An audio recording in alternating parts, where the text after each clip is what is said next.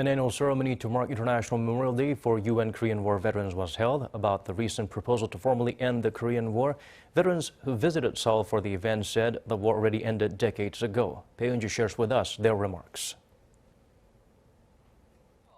At 11 a.m. on November 11th, a siren rang, urging people in 22 nations that fought in the Korean War to face in the direction of Busan, to hold a minute of silence to honor the sacrifices of the veterans.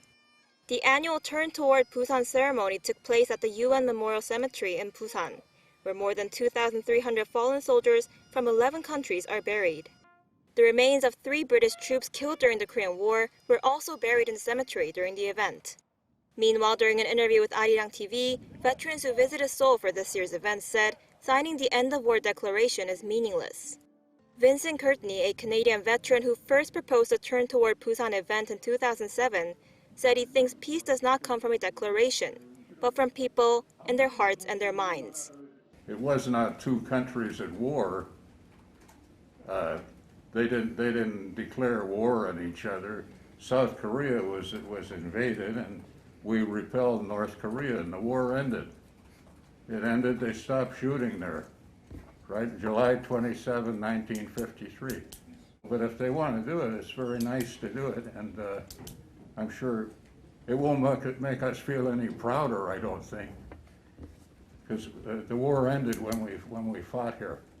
He added that the military armistice agreement has lasted for 70 years, saying it was better than any armistice that was signed in any war. William Hale, an 89-year-old American veteran who was shot multiple times and survived, also said it would be great if the declaration could help settle the situation in North Korea, but said he doesn't see it happening due to politics with China and Russia.